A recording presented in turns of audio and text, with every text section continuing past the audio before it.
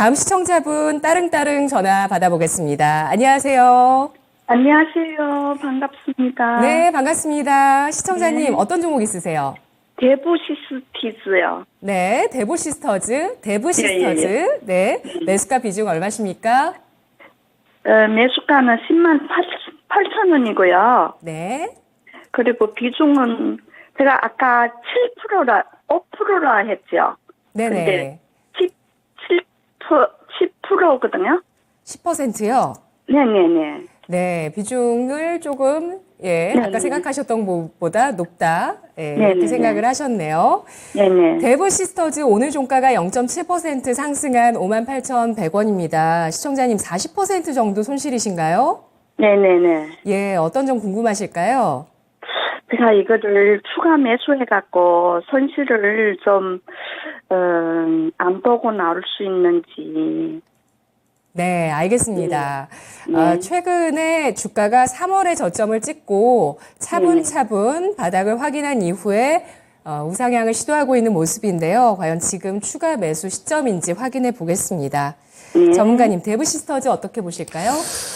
이 종목을 좀 보면 진짜 안타까운게 왜 이렇게 됐는지 잘 모르겠습니다. 한때 이거 뭐 17만 원, 18만 원까지 갔던 주식인데 참 주가 좀 많이 망가졌구나 하는 생각이 들고요. 일단 그 망가진 데 이유는 실적이 뭐 정말로 안 좋았습니다. 이 부분은 인정을 해야 될 것 같고요. 실적표 잠깐 같이 보시면 작년에도 안 좋았고요. 2021년에 잠깐 반짝했는데 그때 이제 실적 턴어라운드 그리고 외형 성장 본격화 이 이야기가 있었거든요.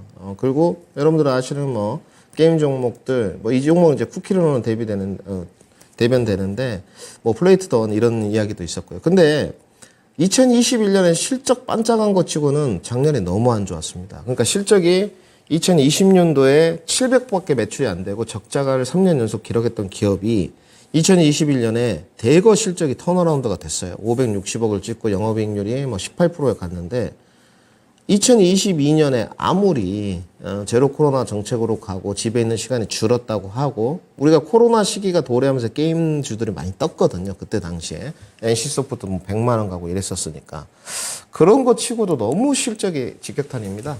NC소프트도 뭐 실적 나왔죠. 실적 굉장히 안 좋게 나왔는데 대부시스도 뭐 실적 안 좋습니다. 2분기 때 그러면 좋을 거냐 이제 이걸 좀 봐야 될 것 같은데 지금 가이던스는 보시게 되면 2분기 때도 안 좋다는 평입니다. 3분기 때부터 흑자 전환이 조금 예상됐는데 저는 제가 봤을 때 그 3분기 때부터도 흑자 전환 좀 어렵다고 저는 보여져요. 솔직하게 말씀드려서. 그래서 제가 생각하는 부분은 중국발 모멘텀인데 결국은 그럼 외저 판호인데 그 외저 판호가 요즘은 예전만큼 인기가 없습니다. 그래서 외저 판호 이런 이야기가 나오다 주가 좀 못 가는 경향성이 있고요. 시청자님이 지금 비중이 많지는 않으세요. 그래서 감내를 하시고 10만 원이었지만 여기까지 좀 흘러왔던 것 같거든요. 재무는 기본적 분석은 괜찮으니까 그러면 이제 우리가 흔한 말로 7% 정도 매수를 해가지고 단가를 낮추면 우리 시청자님 단가가 뭐 11만 원을 치고 16만 8천 원 잡으면 이제 8만 4천 원이 되지 않습니까? 거기까지 물타기를 해가지고 8만 4천 원까지 반등이 나와서 탈출 전략을 세워볼 수 있을 것이냐 이제 여기로 기결이 돼야 될 것 같은데 전 그 부분도 조금은 어려워 보입니다. 왜냐하면 최근에 그렇게 그 수급이나 이런 부분이 녹록치는 않은 것 같아요. 기관 수급이 좀 있긴 한데 결국은 게임주 본질적 가치로는 상승이 어렵다고 보여지고요. 차라리 예전처럼 사이드 쪽으로 플레이트 원 이런 것들이 좀 잘 엮여서 가게 되면 모멘텀 반등은 나올 수 있을 것 같은데 그 부분은 현재로서는 예측하기가 어렵습니다. 그래서 지금 가장 그 최우선 전략은 좀 손실을 줄이는 데 포커싱을 하시는 게 맞는 것 같아요. 자칫 잘못해가지고 게임주에 물타기를 해가지고 기대 수익률 부분이 오히려 낮아지고 손실폭이 커진다면 조금 더 그 감내할 수 있는 범위가 줄어들 것 같습니다. 그래서 저는 반등 목표가 설정해 드리고요. 손실 줄이는 쪽으로 포커싱 하겠습니다. 기간 투자도 반등 목표가를 정할 때도 상당히 해야 될 것 같습니다. 단기 반등 목표가는 아니고요. 중장기 반등 목표가 설정해 드리도록 하겠습니다. 중장기 설정 반등 목표가 6만 8천 원 제시하고요. 전량 매도 의견 드리도록 하겠습니다. 네, 시청자님 추가 매수보다는 그냥 끌고 가는 전략을 제시해 드렸는데요. 어떠실까요? 제가 이거 한 1년 넘게 버티고 있었거든요. 네. 13만 6천 원에 샀어요. 그래갖고 검산 전문가 그분한테 한번 진단 받아봤거든요. 근데 그분은 당시에 8만 원 올라오면 팔라고 했는데 안 팔고 이때까지 들고 있었거든요. 네. 네. 그럼 뭐 계속 들고 네, 안 파셨어요? 가는 거죠. 네네. 보니까 8만 원 가격은 2022년도에 왔던 것 같거든요. 그때 기회를 한번 잡으셨었을 것 같은데 그때도 이제 못 파셨다고 하시는데 지금은 그 8만 원까지 가격 힘들어 보입니다. 그래서 7만 원까지만 나와도 좀 다행일 것 같아요. 그 이유는 아까 말씀드렸다시피 모멘텀도 별로 좋지 않고요. 2분기 실적도 적자가 날 것 같습니다. 그래서 이 종목은 7만 원 왔을 때 뭐 다시 종목 상담을 신청해 보시면 채택이 되면 좋겠지만 그때 또 종목에 대한 그 보유 여부를 타진해 보셔야 될 것 같아요. 제가 봤을 때 이번에 7만 원의 기회가 주어진다면 물론 7만 원 돌파를 할 수도 있습니다. 모멘텀이 붙어지면. 근데 그거는 지금 예측 불허의 상황이기 때문에 7만 원 정도에서 종목 교체 의견을 한번 논해봐야 되지 않겠나 이렇게 정리해 드리겠습니다. 네, 전문가님. 게임주가 아직은 바닥을 완전히 잡지 못했다고 보시는 것 같아요.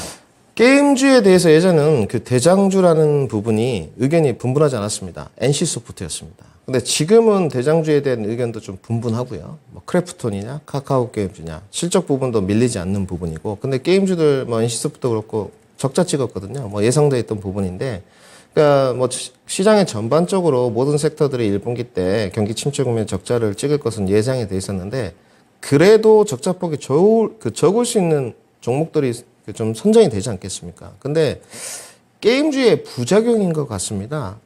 지금은 현재 신박한 신작 모멘텀이 별로 없다. 속칭 재밌는 게임 별로 없다. 두 번째, 코로나 국면의 환경처럼 그 시장에 노출되어 있는 환경이 별로 좋지 않다. 그때는 집에 있는 시간이 좀 많았기 때문에. 그 다음에 세 번째는 그 플레이 투 더 원이라는 게임의 본질적 요소와 부차적인 요소가 결합되어 있던 시장 상황과 지금은 다른 것 같습니다. 왜냐하면 정부에서 그 부분에 관해서 인정을 해주지 않기 때문에 상당히 그때 뭐 샌드박스 규제 이야기도 나오고 했었는데 좀 부정적인 것 같아요. 그래서 플레이 투 더 원 그 모멘텀에 붙여지기도 좀 쉽지 않아서 결국은 게임의 신박한 신작으로 도전을 해야 될 것 같은데 그러기에도 제가 봤을 때는 좀 앞으로 추세 방향은 좀 묘연한 것 같습니다. 네, 위메이드 쪽에서 신작 나이트 크로우 쪽에 대한 기대감이 조금씩 나오긴 했었는데요. 오늘 적자 소식에 위메이드도 크게 하락을 했습니다. 데브시스터즈 전략 시청자님 잘 챙기시길 바라겠습니다. 네. 네, 고맙습니다. 자, 2분기 실적 부진할 것으로 보이는 데브시스터즈 3분기도 역시 흑자로 돌아서기는 어려울 것이다라는 전망을 하고 있습니다. 게임주 본질보다는 모멘텀 플레이가 좀 더 가능할 수 있는데 이 모멘텀 자체도 역시 보이지 않는다는 점에 대해서 우려를 하고 있는데요. 데브시스터즈 중장기적으로 목표 주가 68,000원 선 제시했습니다.